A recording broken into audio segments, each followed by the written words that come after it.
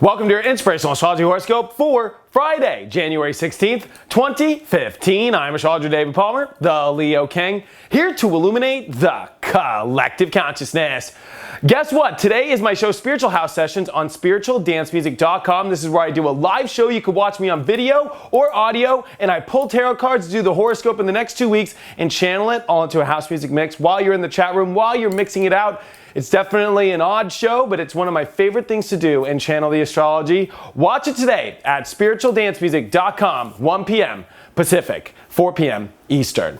But before we take a look at all the planets, let's take a look at the Leo King Planet Energy Meter to understand where all the energy is for your Friday and getting ready for this weekend. And wow, I guarantee you're going to feel the energy coming into this weekend. That's why.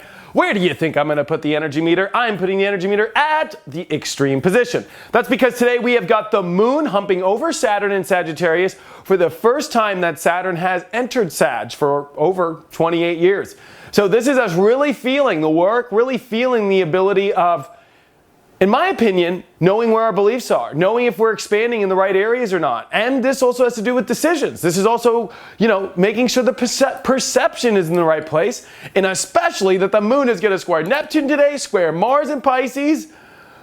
Talk about all over the place perception energy. And when a sun in Capricorn that wants to take control of things in life has the emotions all over the place, and it has, more importantly, Mars starting to dip deep into, the really big fog storm, I think there's a lot of energy all over the place, and to be, it might be hard to decipher on what decision to make, what perception's right. If you're making the right actions, you might be misled, or you might be, pulled into some energy that you don't know if it's going to go in the right direction. And there is still this Mars-Saturn square happening. So I think it's important to take your time. Let all the information come. This could be where, it's kind of like the compass, starts spinning. And everybody's like, well, where's north and where's south? It's a lot.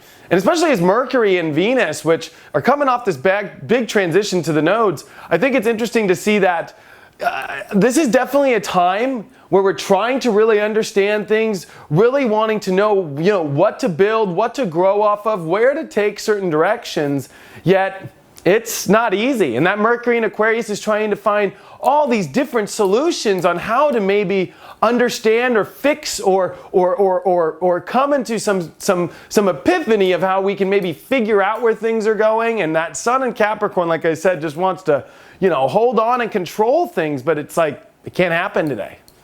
The good part of this is it's always a magical adventure. It's always like a radical kind of like storybook energy.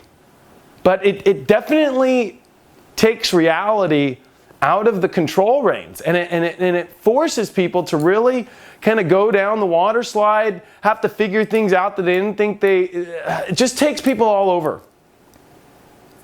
And I think this is about getting your perception in the right place and seeing where you're unconscious, where you're not aware of maybe situations or patterns in yourself, and really starting to see the different options you have and in your life. And I think this gives us the ability to make an imagination, to add to a storybook, to add to a belief in our life. But it could be all over. And just come into this weekend prepared for anything. I don't think it's like a wild, unpredictable energy.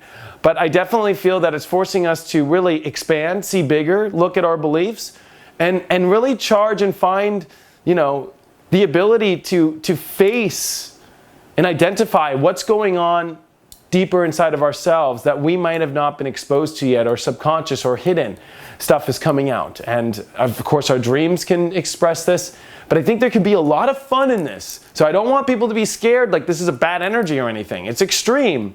And it could definitely, question which action to take as a moon square Mars. It's like, oh, where do I go? Or I don't know if I have the strength.